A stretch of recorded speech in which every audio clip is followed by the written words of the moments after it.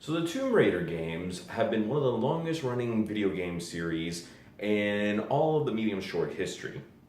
And like with anything that's been going on for 10 plus years, it's inevitable that it would get rebooted every now and again, as it did back in 2013, which reimagined the title character of Laura Croft from the big bosomed Indiana Jones who kills a literal crap ton of animals to a hardcore survivalist that takes out her fellow man with a bow and arrow.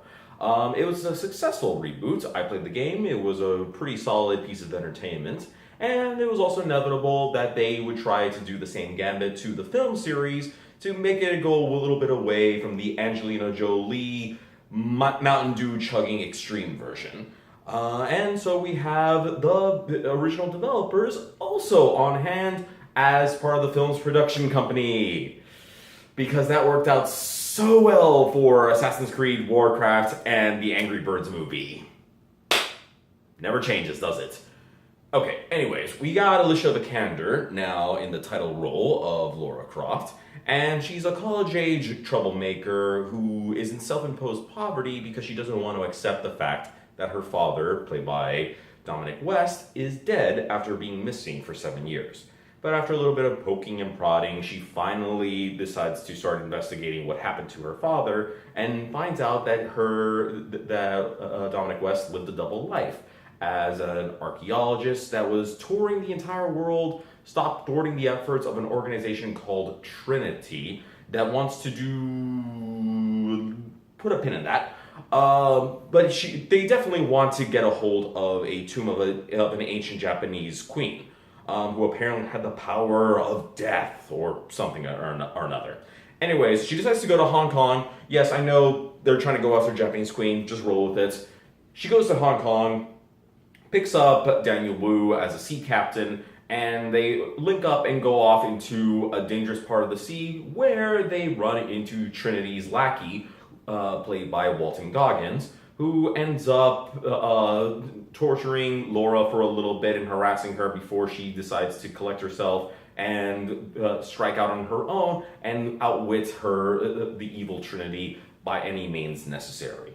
So, first of all, Alicia Vikander is really, really amazing. I mean, that's not surprising. The woman has only won an Academy Award, and she was an excellent part of the reason why I enjoyed the movie of Ex Machina so much. So it doesn't surprise me that she was able to just grab this role and inject as much personality into the character of Laura Croft as possible, making her a little bit more street smart, making her a little bit more ruthless and also tenacious as well. It's a very clever subversion compared to the natural, charismatic awesomeness that was Angelina Jolie's 2001 version. And I did like all the steps that the filmmakers took to make Vikander look like the video game version from back in 2013. Seriously, almost everything down from her clothes to her scars to the bandages, everything just looks almost pitch perfect. That I wish they would give such attention to detail to everything else in the production. Not even having an Academy Award winning actress on your payroll can guarantee you having a solid screenwriter, as we saw with last week's The Outsider and Jared Leto. Look, this is a film that could have very easily been a perfect crowd pleaser had it been given either a better screenwriter or even a script doctor just to punch up the dialogue a little bit more, make it pop, make it more exciting, make it more fun. But at the end of the day, it's all very generic, and it just kind of feels like a low-rent Indiana Jones knockoff, and that's not what it should be. Tomb Raider as a series has always been more of an extreme version of Indiana Jones, not just the fact that it takes place in the modern day, but also you're fighting T-Rexes and zombies and mummies and all sorts of other weird, fantastical stuff. And I know that they wanted to go for a more grounded, realistic approach. And to be fair, the video games showed a lot of the survivalist tactics that could have been employed in the film. And the film gives you just a little bit of that taste, especially with a couple of the action scenes. But the actual tone kind of goes all over the place. And weirdly enough, the film actually takes on a plot point from the 2001 version with this whole Trinity subplot. If you don't remember the Angelina Jolie version, don't blame you. There was a whole subplot about the Illuminati threatening the world if they didn't get their hands on this one specific treasure, and also Lara Croft's father was involved with the Illuminati. Here, you have an evil world-spanning organization called Trinity that is trying to get after an artifact so they can take over the world, and Lara Croft's father sort of had a connection to these guys.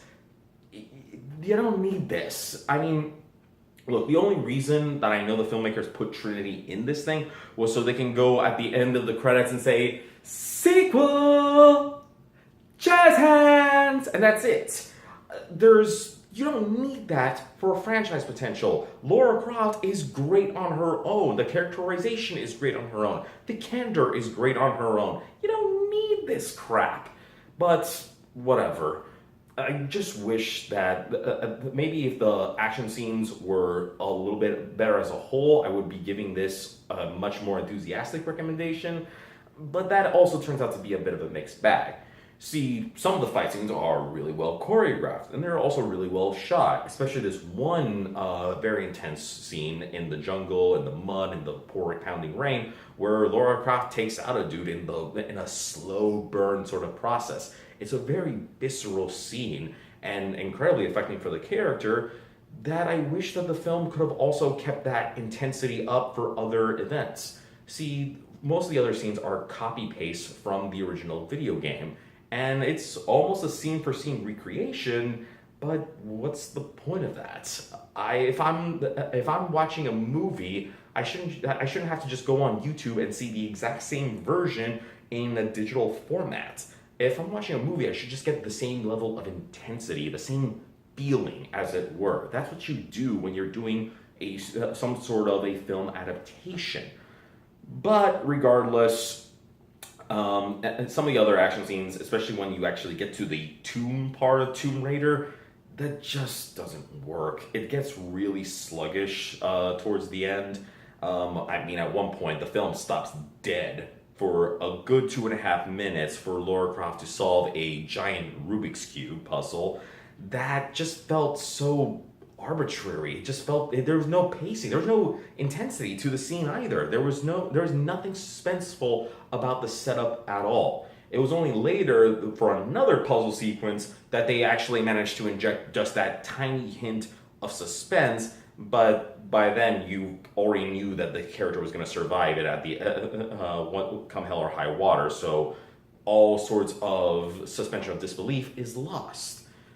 Overall, though, I still have to give it up to Vikander for pretty much holding this entire film above her on her shoulders, because she really does sell it, and I do hope she gets another sequel in order for her to gives her a much better script, a much more exciting plot, and just get away from this stupid Trinity crap. Nobody needs it, and it's just unnecessary.